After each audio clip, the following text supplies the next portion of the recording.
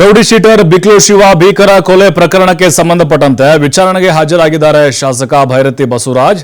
Bharathi Nagar police ಠಾಣೆಗೆ ಭೈರತಿ ಹಾಜರಾದರು. ಪ್ರಕರಣದ 5ನೇ ಆರೋಪಿಯಾಗಿದ್ದಾರೆ ಇವರು. ಕೆಆರ್ ಪುರಂ ಎಂಎಲ್ಎ ಭೈರತಿ ಕಾಲಾವಕಾಶಕ್ಕೆ ಅನುಮತಿ ನಿರಾಕರಣೆ ಬೆನ್ನಲ್ಲೇ ಹಾಜರಾದರು. ಅವಕಾಶ ನೀಡಲು ಭಾರತೀನಗರ ಪೊಲೀಸರು ನಿರಾಕರಿಸಿದರು. ಅವರಿಗೆ ಭೈರತಿ ವಿಚಾರಣೆ ನಡೆಸಿದ್ದಾರೆ ಎಸಿಪಿ ಪ್ರಕಾಶ್ ರಾಥೋಡ್.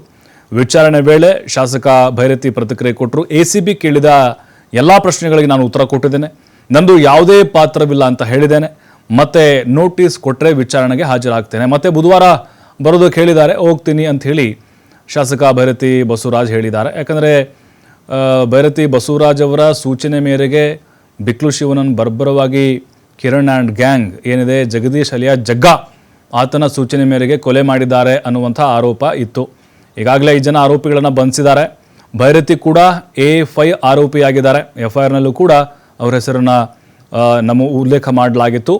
ಈಗ ಅವರು ಆರಂಭದಲ್ಲಿ ವಕೀಲರನ್ನ ಕಳಿಸಿಕೊಟ್ಟಿದ್ರು.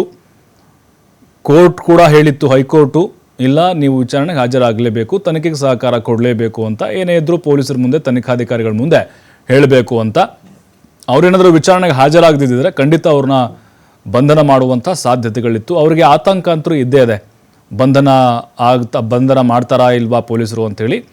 ಬಟ್ ಇಲ್ಲಿ ಆ ಜಗ್ಗ ಪ್ರತ್ಯಕ್ಷ ಆಗಬೇಕಾಗಿದೆ. ಆತ ಅಬ್ಸ್ಕ್ಯಾಂಡ್ ಆಗಿದ್ದಾನೆ. ಆತ ಬಂದರೆ ಈಗ ಬಸವರಾಜ್ಗೂ ಮತ್ತು ಅವ್ರಿಗೇನಾದರೂ ಲಿಂಕ್ ಇದೆಯಾ ಅನ್ನೋದು ತನಿಖೆ ಆದಮೇಲೆ ಗೊತ್ತಾಗುತ್ತೆ. ಬಟ್ ಈಗ ಹೇಳಿರೋದವ್ರದ್ದು ಜಗ್ಗ ಯಾರು, ಕಿರಣ್ ಯಾರು ನನಗೆ ಗೊತ್ತಿಲ್ಲ, ಈ ಬಿಕ್ಲು ಯಾರು, ಆತನ ಕೊಲೆಗೂ ನನಗೂ ಸಂಬಂಧ ಇಲ್ಲ ಅಂತ ಸ್ಟೇಟ್ಮೆಂಟ್ ಕೊಟ್ಟಿದ್ದಾರೆ. ಕರೆದಿದ್ರು, ತನಿಖೆಗೆ ಸಹಕಾರ ಕೊಟ್ಟಿದ್ದೀವಿ,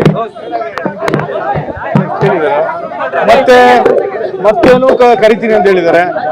ಮತ್ತೆ ಬರ್ತೀವಿ, ಮತ್ತೆ ಕೂಡ ನಮ್ಮ ಸಹಕಾರನ ತನಿಖೆ ಕೊಡ್ತೀವಿ. ಅದೆಲ್ಲ ಕ್ವಶನ್ಸ್ ಎಲ್ಲ ಹೇಳಕ್ಕಾಗತ್ತಲ್ಲ. ಹೌದು, ಅದಂತೂ ನಮ್ಮ ಪಾತ್ರ ಏನಿಲ್ಲ ಅಂತ ನಾನು ಹೇಳಿದ್ದೀನಿ, ತನಿಖಾಧಿಕಾರಿಗಳಿಗೆ ಹೇಳಿದ್ದೀನಿ, ಅವ್ರ ಮುಂದೆ ಹೇಳಿದ್ದೀನಿ.